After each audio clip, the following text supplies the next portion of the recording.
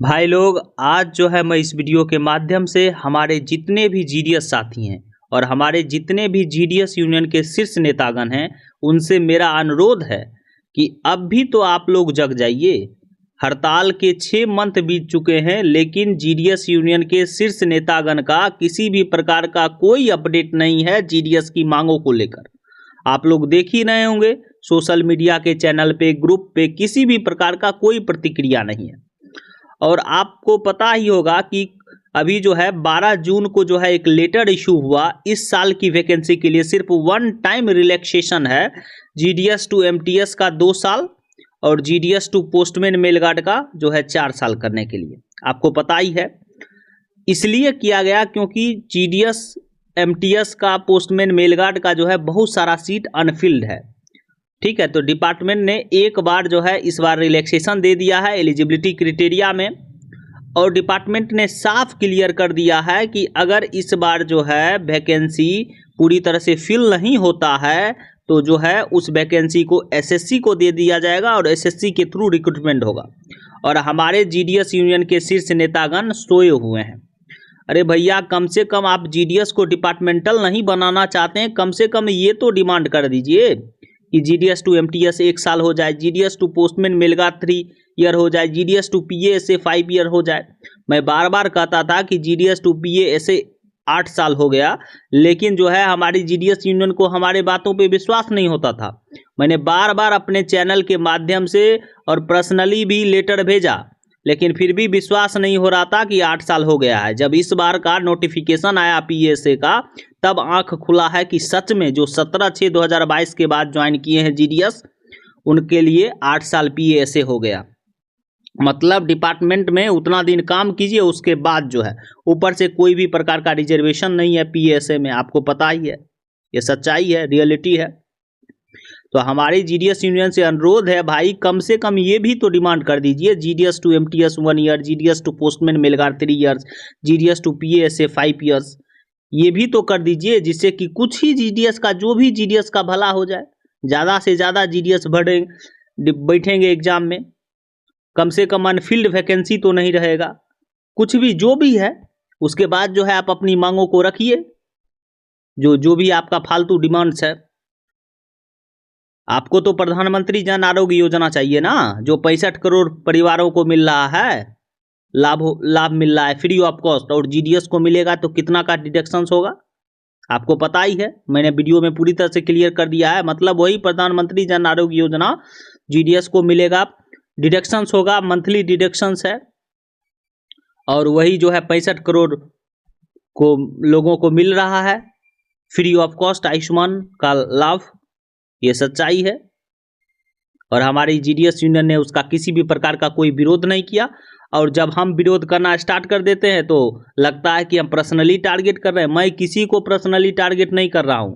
जो union, GDS union recognised है department of post से, उससे हक बनता है पूछने का। आप सभी जीडीएस का हक बनता है कि आपसे सवाल करें।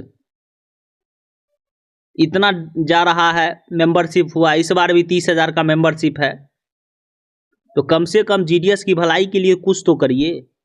जीडीएस टू एमटीएस 1 साल करवाइए, जीडीएस टू पोस्टमैन मेलगार्ड 3 साल करवाइए, और घटना चाहिए तो और बढ़ गया, जीडीएस टू पीएसए 8 साल हो गया। उस समय तो कोई विरोधी नहीं था। आज जो है कंडक्ट एंड एंगेजमेंट 2020 वाला जो बना, उसमें जो है रूल 8 के तहत जो है बहुत सारे भाई लोग को टर्मिनेट कर दिया 3 साल से नीचे।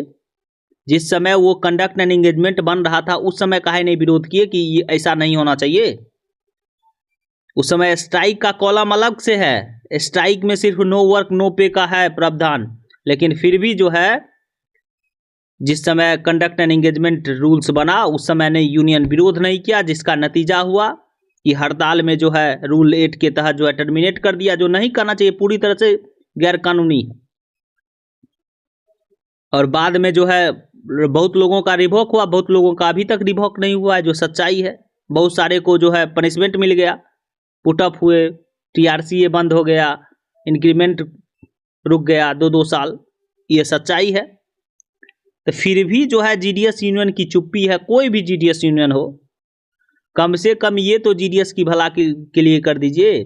कि कम से कम कम कर दीजिए एलिजिबिलिटी में, जिससे कुछ भी जीडीएस का भला हो जाए। उसके बाद आप अपना डिमांड रखते रहिए, आपको जो चाहिए। आपको तो एक डिमांड चाहिए ही नहीं कि 12, 24, 36 चाहिए। और बहुत लोग तो ये तर्क लगाते हैं कि जीडीएस को 8 घंटे का काम ही नहीं मिल सकता। जीडीएस को कैसे नहीं 8 घंटे का काम है? आप लोग सही ढंग से प्रेजेंटेशन नहीं दे पाते हो वहाँ ऑफिस में। जीडीएस को 8 घंटे का काम मिलेगा। ऑफिस अगर शेड्यूल से चलेगा 10 बजे से लेकर 4 बजे तक, 9 बजे से लेकर 4 बजे तक, जिस तरह बैंक खुलता है या सब कुछ खुलता है, पैसा का अवेलेबिलिटी होगा। आपने कभी सजेशन दिया कि जो पोस्ट ऑफिस का एसबी अकाउंट है उसका एटीएम कार्ड जो है इशू आपको पता है कि होता है, उसका नेट बैंकिंग नहीं है। अगर उसका नेट बैंकिंग रहता, उसका आईएफएससी कोड वर्क होता, तो लोग जो है वही अकाउंट खुलवाने के लिए आते, गूगल पे, फोन पे चलवाने के लिए आते, आईपीवीपी की ज़रूरत नहीं थी। लेकिन आपने कभी सजेशन ही नहीं दिया। अगर ऐसा हो जाता, जो एसबी अकाउंट है पोस्ट ऑफिस का, जिसमें 500 रुपया मिनिमम रहता है ना बैलेंस, अगर उसका नेट बैंकिंग चलता, उसका गूगल पे, फ़ोन पे चलता, उसका सब कुछ चलता, आईएफएससी कोड वर्क होता, पैसा ट्रांसफ़र होता, नेट बैंकिंग चलता, तो आज जो है ऐसा नौबत नहीं होता। पोस्ट ऑफिस में लोग एसबी अकाउंट खुलवाने आते, बैंक में धक्के खाने नहीं जाते। ये सच्चाई है, रियलिटी है। तो आप लोग ये सोचते ही नहीं है किस प्रकार से डिजिटलाइज किया जाए। 8 घंटे का काम नहीं कैसे है? बहुत सारा बीओ सिंगल हैंड है। सिंगल हैंड में बीपीएम को ही चिट्ठी बांटना है। आप बांट दीजिएगा। एक बीओ के अंदर 4-5 गांव, 10-10 गांव है, कैसे बटा जाएगा? 4 घंटा में बटा जाएगा।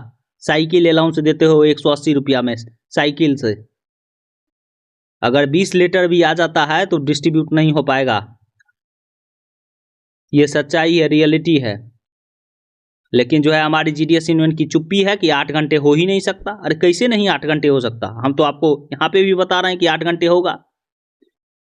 पैसा का अवेलेबिलिटी, एसबी अकाउंट का नेट बैंकिंग, ये स्टार्ट हो जाए, देखिए सब कुछ सही हो जाएगा।